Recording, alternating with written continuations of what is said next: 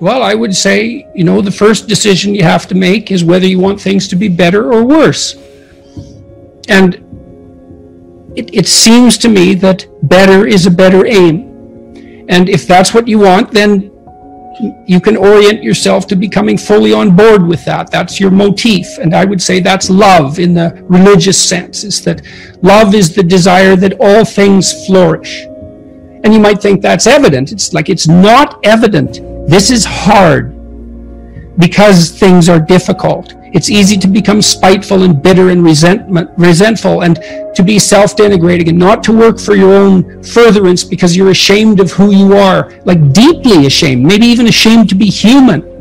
The destructive species that we are, constantly raping the planet, that self-loathing can go very, very deep. So this is hard. But that's the first thing. Do you want things to be better or worse for you and for the people around you? It's like, well, so that's your goal, to make them better. Perhaps that's your goal. When I was a clinician, that's what I was always working on with my clients. It was like, I'm on the side of you that's aimed at making things better. No unconditional positive regard, because there's going to be parts of you that are working at counter purposes to that, and we're not on their side. They're to be judged and dispensed with, not in a contemptuous or dismissive manner, but with the knowledge that those elements of your personality are not serving the goal. And that doesn't mean that might be bringing them on board. So if you're aggressive, that can serve the good. That can make you persistent and committed and immovable, all those things. And then the next thing I would say is,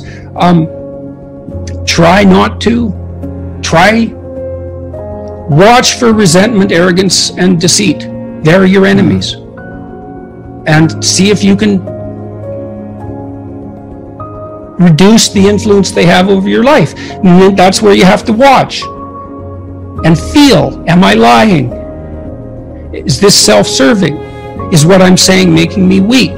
Can I feel that? Am I insisting that I'm right? Because I'd rather believe that I was right than learn. Am I taking revenge in a resentful way? Those are good questions of conscience. It's highly probable that you're doing that in many places.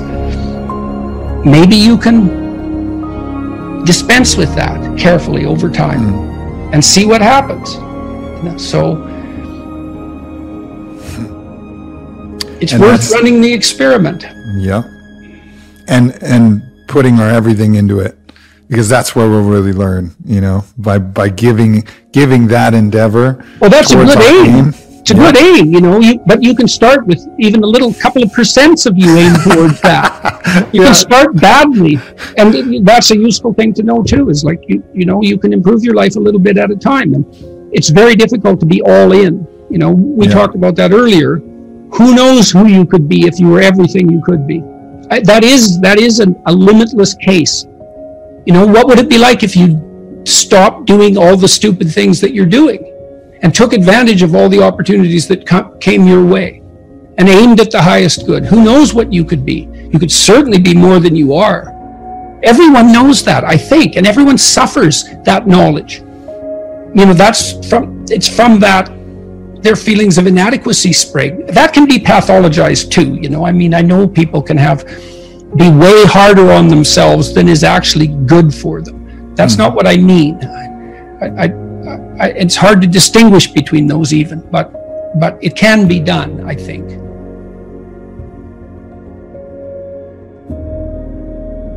What can you be? And that's inspiring. That's a story that's going to be told and lived out in this life. And everybody who watches you live that story will be inspired by that, because they'll be inspired to live their own story. And that's, I think, the most important message is, live as the hero, and allow that to be, the fable that has grandchildren saying, I'm going to be whoever your name is, I'm going to be this person because you lived in such an inspiring way. And that's what draws me forward, and I think draws all the heroes forward of our time, and that's what we need right now. And that isn't done at someone's expense. Yeah. Not if it's done right. It's done with the benefit of everyone else in mind. And that's a case I try to make in the book too. Like, if you're acting in your own self-interest, because you're a community that stretches across time, you have to take your own future self into account constantly. And so impulsive selfishness is not useful, even selfishly. And so you can make the most out of yourself, I believe, without taking anything away from anyone else. It's only beneficial.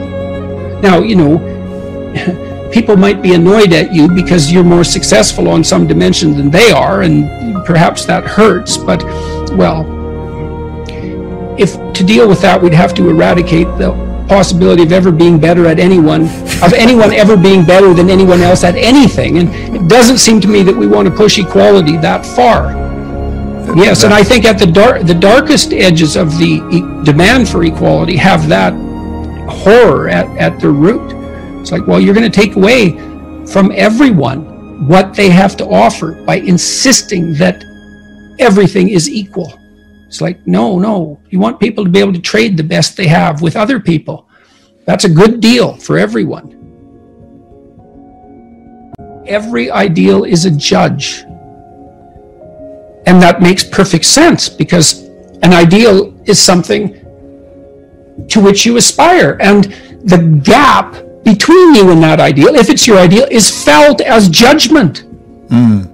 And so that's one of the reasons people are very afraid to have an ideal, to make it. That's why I wrote, do not hide things in the fog. It's like, well, you should lay out an ideal. You should pursue an ideal. Why wouldn't you? Well, when you make your ideal explicit, it turns into your judge.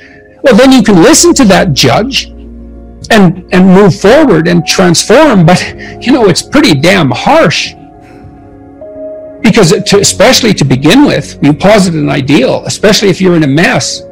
God, every bit of you is being judged as unworthy. Yeah. There's endless reasons not to want that.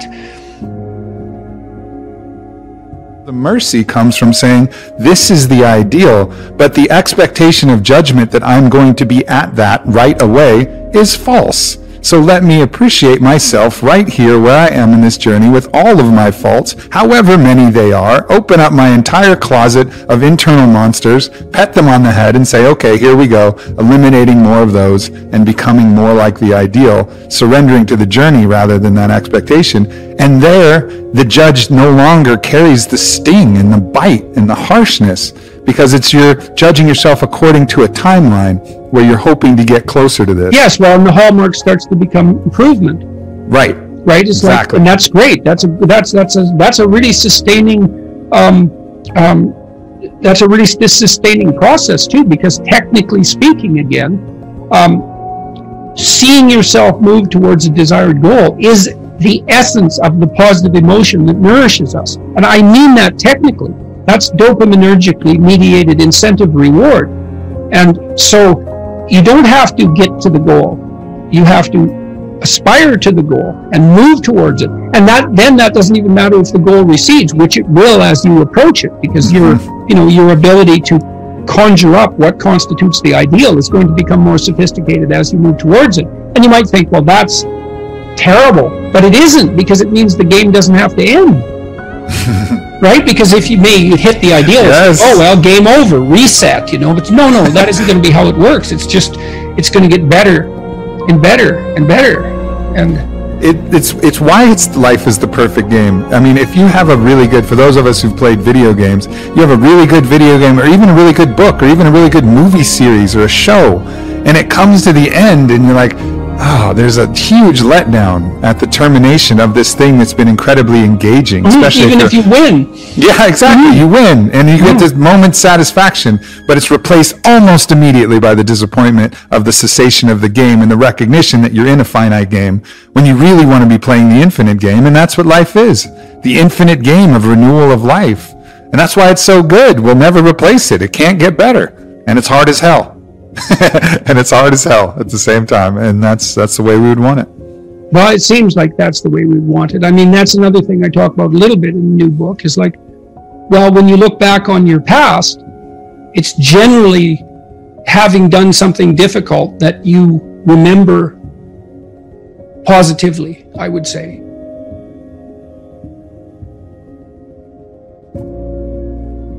I'm in terrible pain almost all the time. And I do mean terrible. If in my previous life, when I was healthy, I had ever felt like I always feel now, I would have immediately gone to the emergency ward. But it's not helpful.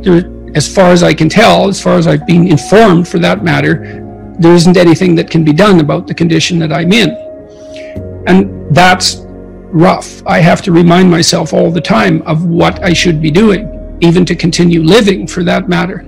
And I'm constantly reminding myself to be grateful, and as an act of courage. And I do explain that a little bit in Beyond Order. Something I really realized about gratitude is that gratitude at one level is an act, it's a voluntary act of courage. And I'm not trying to make out a case for myself being particularly courageous. That isn't what I mean. I mean that it's a risk to be grateful. It's a decision that opens you up in some ways. And you're sort of grateful despite it all. It's a great gratitude, I suppose, as a marker of faith. And that faith is even, in some sense, belief in the impossible. Despite all this, it's good. And I have to remind myself of that all the time. And I do that with prayer. I mean, I say grace with my wife. We only share one meal together, but we always say grace. And I actually think, in some sense, that's a really good part of my day, the time we do that. And that comes as somewhat of a surprise. And it's a relatively recent practice for the two of us.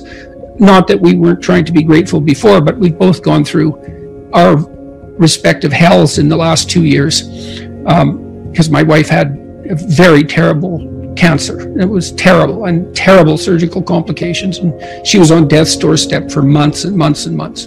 And in any case, we remind ourselves constantly to be grateful.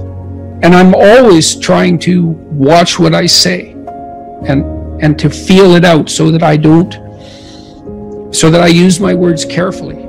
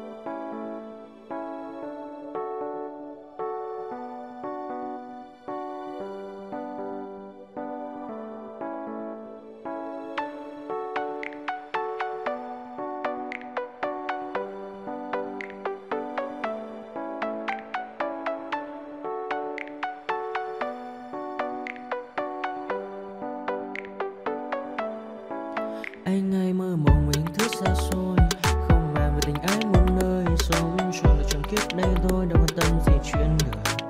Thế mà lại nằm tương tư, ông tầm bà mũi xe tơ, đêm nằm trộm nhớ mơ mơ về ai. Thì ra anh yêu rồi, từ ánh mắt nụ cười, từ đôi môi gọi mưa sao xuyến lòng anh. Thì ra mê em rồi, ngày hay đêm ôm lời, chỉ nghĩ đến em thôi, đó là do anh đã yêu rồi, anh đã yêu rồi, anh đã yêu rồi. Anh đã yêu rồi, anh đã yêu rồi, anh đã yêu em mất rồi.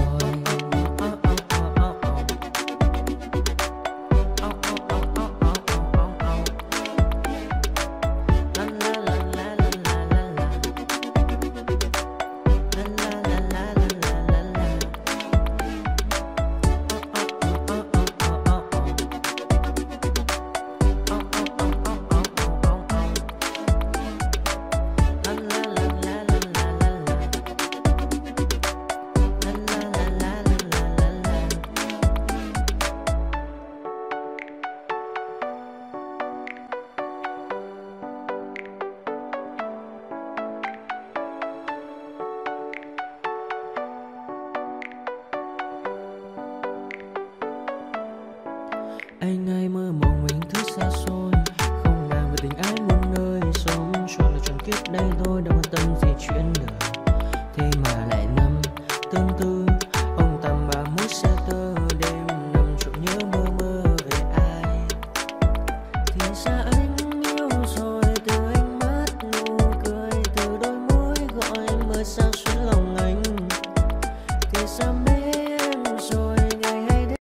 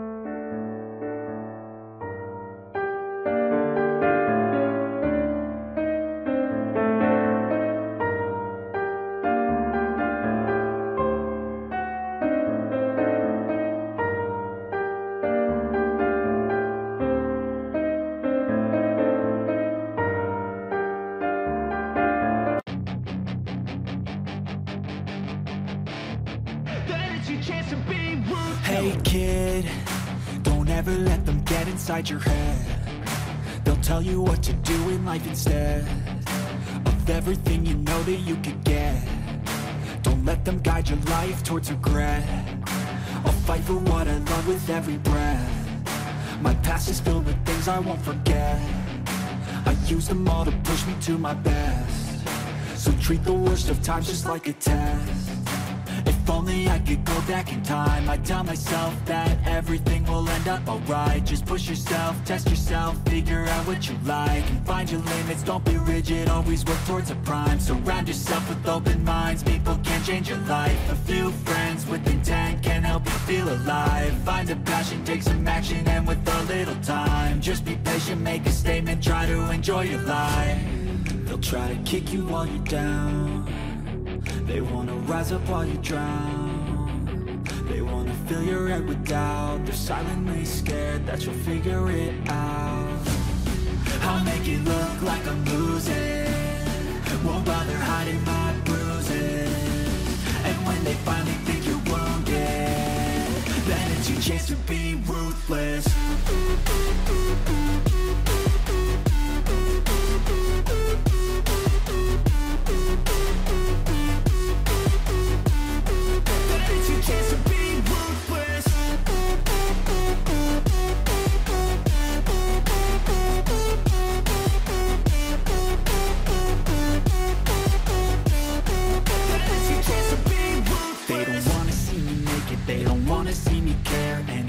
I make some progress, I can see that they compare. I think everyone's against me, maybe something in the air. Am I paranoid? I swear a void is forming and they're scared. I walk a straight